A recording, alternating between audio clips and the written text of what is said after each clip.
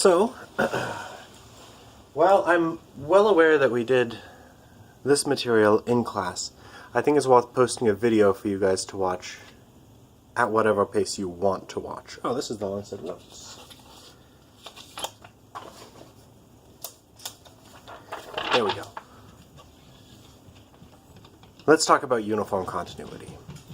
Now, as we pointed out, uniform continuity is a condition which you can use to guarantee that continuous functions have some properties that are a little bit nicer than you get just out of continuity on its own. For instance, as we saw, well, as we may be motivated, let's ask right now, if you have a continuous function and a point in the domain of that continuous function, then it follows that the limit as x approaches p of that continuous function is f of p. In particular, limits of a continuous function exist as long as you take the limit at a point that's in the domain of the function. Well, there's more points than just points in the domain of the function where you can ask about limits. There are any limit point of the domain of the function. So here's a question. Take a continuous function. Does it follow that the limit as x approaches p of f of x always exists? And I don't know, maybe I'll just do this example. So let's think about the function f of x equal to x squared from 0 to 1. So from 0 to 1. Well, so let's check it. That p be a limit point of this domain. Let's see. If p is a limit point of 0, 1, well, then it follows that p is actually in the closed interval from 0 to 1. And then, well, what are you asking to compute? You're asking to compute the limit as x approaches p of f of x. Well, that's the same as the limit as x approaches p of x squared. Well, you know that that's just x squared. So this particular function, at every limit point of its domain, you can actually just evaluate the function. Nope, that's p squared. So this function thinks that the answer to this question is yes. The answer to the question is yes for that function. But let's talk about some other functions. So here's the graph of f of x equal to 1 over x. And well, let's notice 0 is a limit point of the domain of this function. But the limit as x approaches 0 of this function, well, this function is just 1 over x.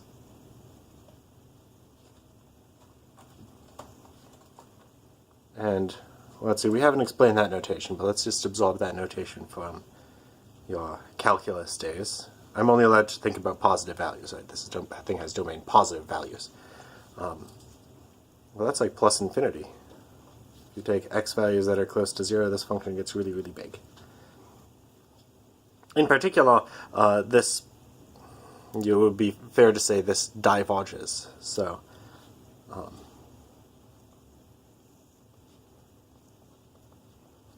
for this particular function, the answer to question 3.6.1 is no, unless you allow for infinite limits. Which maybe you would be fine with. In which case, let's talk about this last example, the sine function. Sine with a g. The function which is 1 when x is positive, negative 1 when x is negative. Let's try to compute the limit as x approaches 0 of this function. So if you approach along numbers that are just a little bit bigger than 0, you see that the limit wants to be 1. If you approach along x values that are just a little bit less than 0, you see that the limit wants to be minus 1. So let's be very informal. Wants to be plus 1 and minus 1. So the limit as x approaches 0 of this function does not exist. And this is very informal. If you wanted to actually prove that this limit didn't exist, what would you do? You would say, well, let's suppose that the limit does exist. and then prove that the limit has to be 1, maybe by using a sequence, and prove that the limit has to be negative 1, maybe by appealing to a different sequence. Cool.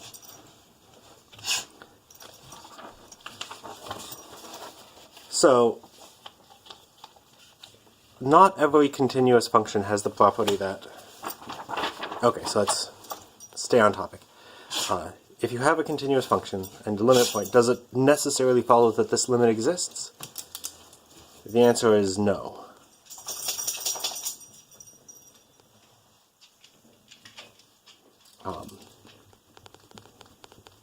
And there are two possible counterexamples. 1 over x and the sine function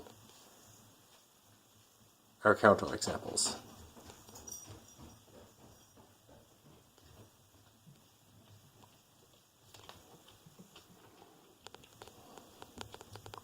Cool.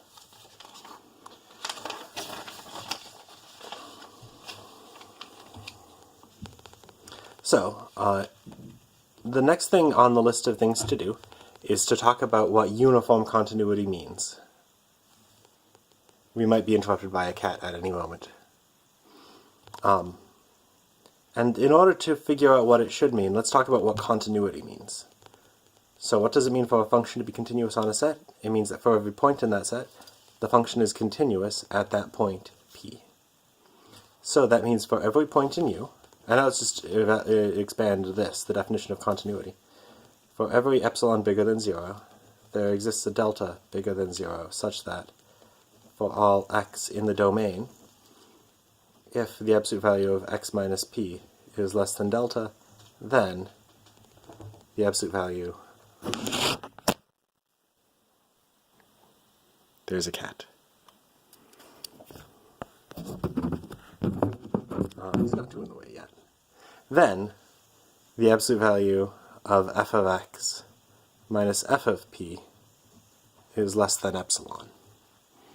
And so, if you look at it, this choice of delta... Oh, there's a close-up of the back of my cat. Hey, Oreo, let's move you a little bit, huh?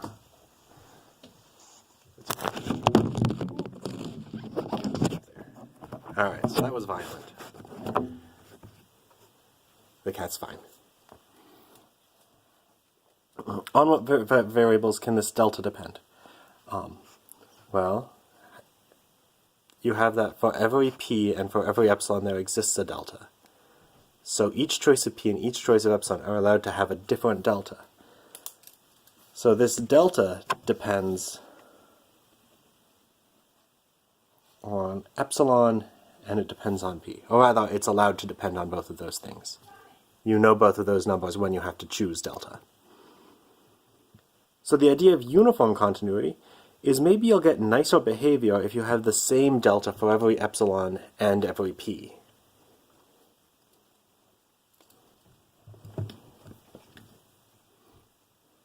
So, oh, bye cat. Let's go through the proof that something is continuous in order to get some intuition about what it means for this delta to not depend on p. So let's think about 1 over x. Let's go through the proof that it is continuous, and we'll see that the choice of delta we get will depend on both of these parameters. Okay, so let's prove that f of x equal to 1 over x is continuous on 0 to infinity. Maybe this will just be good to see another example of proving that something is continuous. Though, it's an example that we've done in the past. So let's consider any a in the interval from 0 to infinity, and any epsilon bigger than 0. Right? That's what you should do if you want to prove that a thing is continuous. You then get to choose a delta. Then you consider any x in the domain from 0 to infinity, and assume that the absolute value of x minus a is less than delta. So let's just expand out. This is the thing we want to show is less than epsilon. Let's simplify it. So I guess it becomes absolute value of x times x minus a. Well, that's the same as what it really is.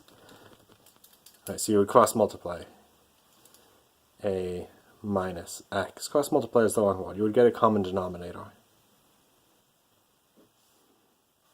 And, well, absolute value simplifies over multiplication and division. So this is the same thing as absolute value of a minus x over a times x, where here I'm using that a and x are both positive. Notice that's strictly less than delta over a times x. Nice. So now you'd be tempted to say, well, let's just set that equal to epsilon and solve for delta. That'll be our choice of delta. That's what we've always done in the past. Let's see what happens. If you set delta over a times x equal to epsilon, then you'll get delta is equal to epsilon times a times x. But notice that delta depends on epsilon, which is fine. It depends on a, which is fine. And it depends on x.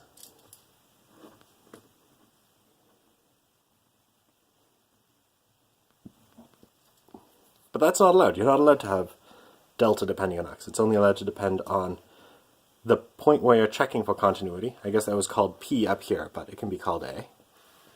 And it depends on epsilon. And of course, delta has to depend on epsilon. If you want to control the value of the output, you have to have control over the value of the input.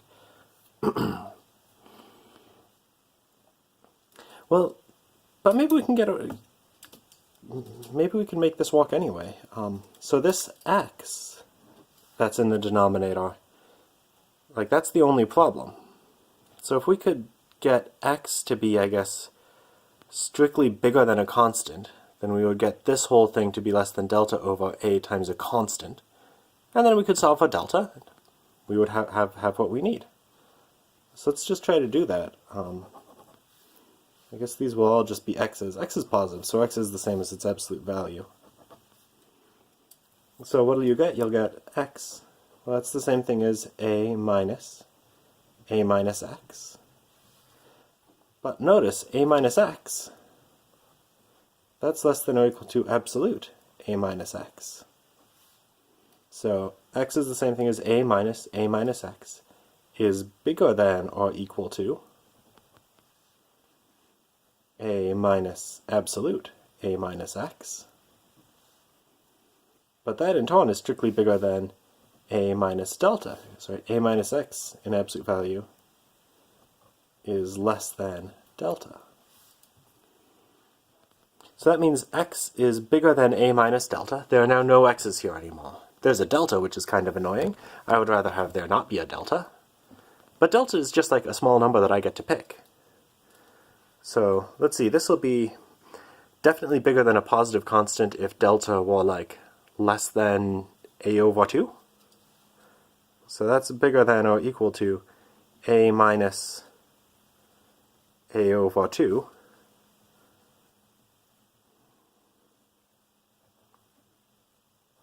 That's right, we can definitely arrange that delta is less than a over 2. We can make it as small as we want. And that in turn is just a over 2. And notice here, I put a condition on how big delta can be. Less than or equal to. So that will be used as something that informs the actual choice of delta that I'll figure out later on. I need delta to be less than or equal to a over 2. So let's combine this with that and see what happens. So 1 over x minus 1 over a in absolute value is strictly less than delta over a times x. But this x is bigger than a over 2. So this whole thing is less than delta over a times x is bigger than a over 2.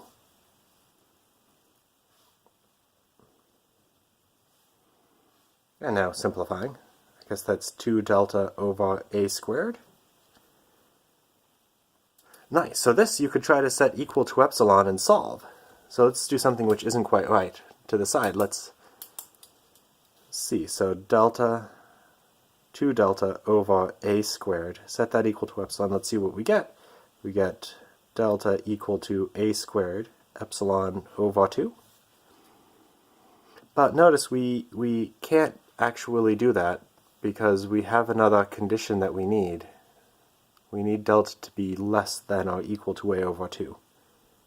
But hey, we don't need this to be equal to epsilon. We'd be happy enough with less than or equal to.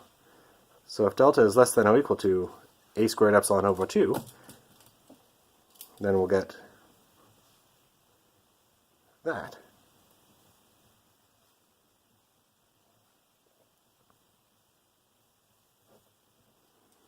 Cool, so this about does it. So, well, we get what we need, right? Absolute value of f of x minus f of a is less than epsilon. So, now let's just fill in the trace of delta. It looks like delta needs to be less than or equal to a over 2, and we need delta less than or equal to a squared epsilon over 2. So let's set delta equal to the min of these two numbers, a over 2, a squared epsilon over 2. And now let's see if this just works. So consider any a, and any epsilon bigger than 0. Let's set delta to be the min between a over 2 and a squared epsilon over 2. This depends on a and on epsilon. That's fine. You're allowed to depend on a and on epsilon. Let's notice also a over 2 is positive, a squared positive, epsilon is positive, divide by 2 still positive. The min of two positive numbers still positive, so this delta is definitely bigger than 0.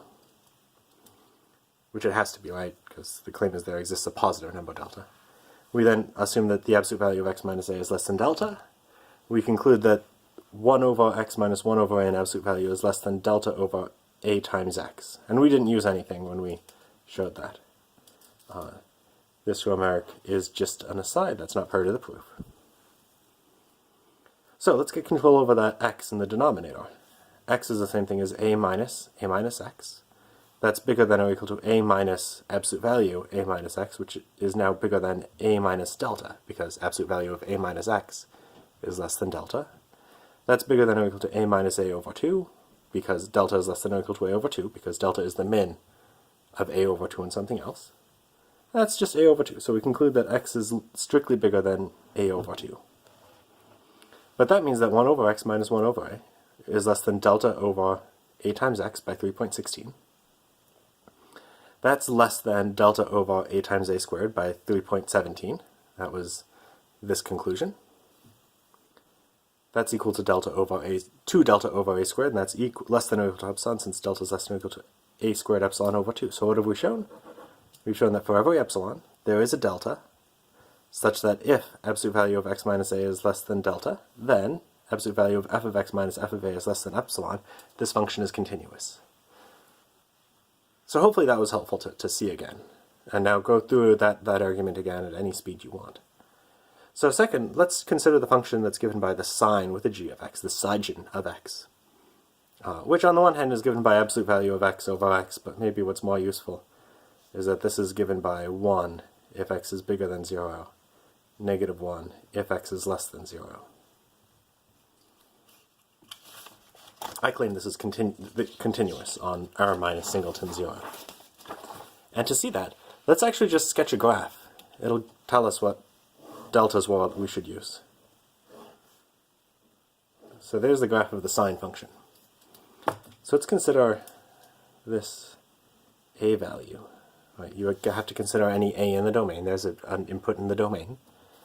And then you have to consider any delta. You have to come up with a trace of delta bigger than 0, so that every x value within that delta neighborhood corresponds to a y value within an epsilon of a. So let's see. There's a trace of delta. There's an x value. So let's see. According to this picture, f of a looks like it's 1. And f of x also looks like it's 1. Difference between 1 and 1 is 0, which is definitely less than epsilon. So this looks like it's probably continuous at this particular a value, and there's a trace of delta to use.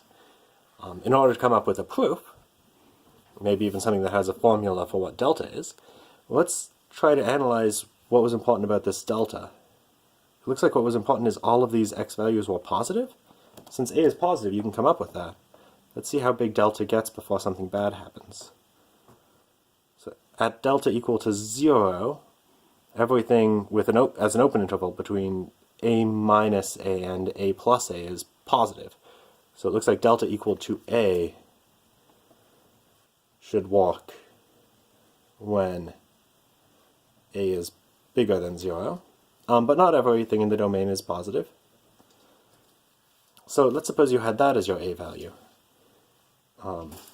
Then if you take an x value that's also negative, both of the y values are minus 1. The minus 1 is within an epsilon of minus 1. So how big a delta can you take before you start including positive numbers. Let's see. This endpoint is a plus delta. This endpoint is a minus delta. So when a plus delta equals 0, something weird happens. So a plus delta, that equals 0 when delta is equal to negative a. So it looks like delta is a when a is positive, negative a when a is negative. Well, that's a silly way to write the absolute value. So we know what choice of delta to use. This picture told us. So let's do it. Let's consider any a and r minus 0 and any epsilon bigger than 0. I'm going to let delta be the absolute value of a. Now we better justify why that thing is positive. Well, since a isn't allowed to be 0, it follows that absolute value of a is positive, so yeah, this delta value is positive.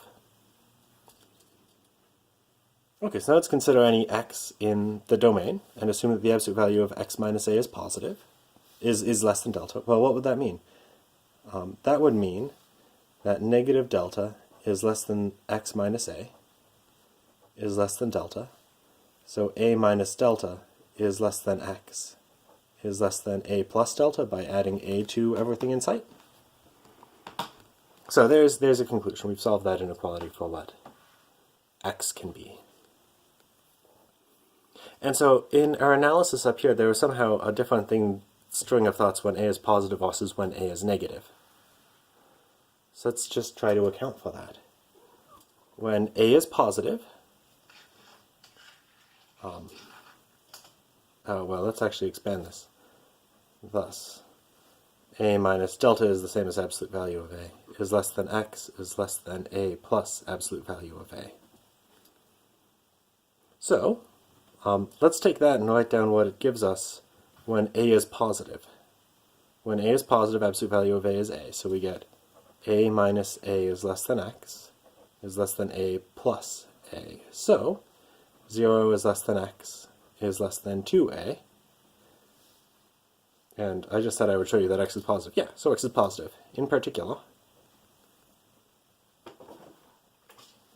0 is less than x.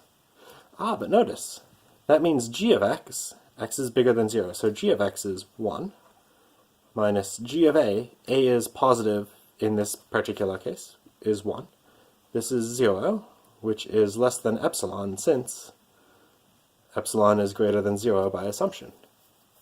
On the other hand, if a is less than 0, well then we have a minus absolute value of a minus a, is less than x, is less than a plus minus a. So in particular, 2a is less than x, is less than 0. In particular, x is less than 0. And this is on the next page, but I want to stay on this page because I have enough space. Therefore, the absolute value of g of x minus g of a is equal to, well, g of x is less than 0, so g of x is minus 1. Right, g of x is the sine function. Minus g of a is minus 1. Negative 1 minus negative 1 is 0, is less than epsilon. Again, since epsilon is less than 0. So what do we see? In either of these cases, we get g of x minus g of a is less than epsilon. So either way, we get the absolute value of g of x minus g of a is less than epsilon.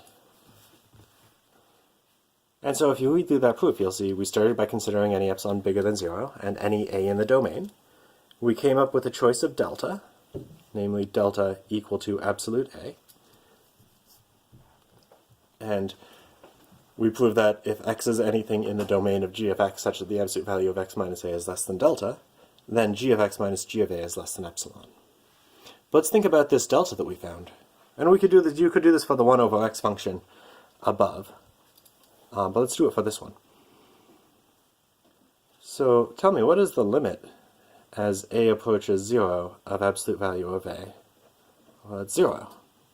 So what does that mean? As a goes to 0, this delta value gets smaller and smaller. So as a goes to 0, we need very fine control over x to get absolute value of a minus x less, nope,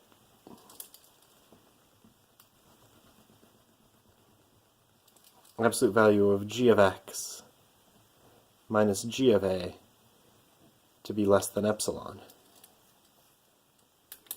So these two functions are kind of prototypical non-examples of uniform continuity, though I can't possibly claim to have proven that they are non-uniformly continuous because we haven't defined what uniform continuity means. Here's the definition of uniform continuity. Let f from u to r be a function. I'll call this function uniformly continuous on the set u if, for all epsilon bigger than 0, there exists a delta bigger than 0, such that, so I'm just abbreviating all of the things above, for all x and a in the domain U, if the absolute value of x minus a is less than delta, then the absolute value of f of x minus f of a is less than epsilon. So let's look at this definition. So if you were to try to prove something is uniformly continuous, you would start by considering any epsilon bigger than 0. Then you would immediately have to cook up a delta. So the choice of delta is allowed to depend on epsilon, not on x or a. And obviously the names x and a, like it doesn't matter what you call your variables. Here, I used x and a because that's what I used in the previous proof. Oftentimes, since suddenly x and a really have the same job, I'll use variables like x and y. But it doesn't matter what the variables are. You can call them anything you want.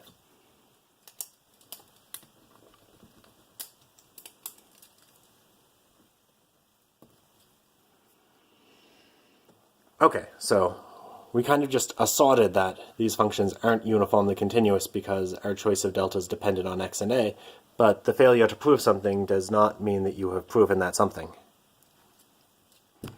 You need to actually prove things. You can't just fail to prove the negation. So let's actually prove that f of x equal to 1 over x is not uniformly continuous. And so let's see what we need to prove then. We need to prove that there exists an epsilon bigger than 0, such that for every choice of delta bigger than 0, there exist things in the domain such that, and then you negate an if-then. Negation of an if-then is the hypothesis holds, the conclusion does not hold, such that absolute value of x minus a is less than delta, and absolute value of f of x minus f of a is less than or equal to, no, bigger than or equal to epsilon. So there's the thing that we want to show. And when you have something that you want to show that's written out so formally, well, how do you show it? You start by coming up with a choice of epsilon. So we need to pick an epsilon. And we get to, it depends on nothing. It's a constant. So let's try to come up with our choice of epsilon by picturing the function. So there's the graph of f of x equal to 1 over x.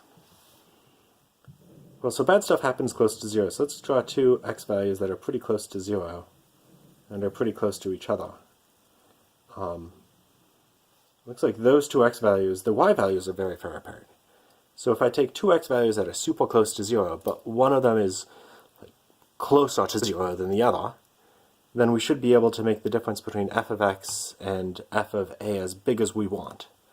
As big as we want. So that means that this epsilon could be like anything. But I just need something, so pick a positive number, 1. This picture says I could pick 1 billion and make the proof work, but 1 will be good enough. Let's let epsilon equal to 1. Now we consider any delta bigger than 0. We now have to pick an x and an a in the interval from 0 to infinity, such that the absolute value of x minus a is less than delta, this thing that we don't get to pick.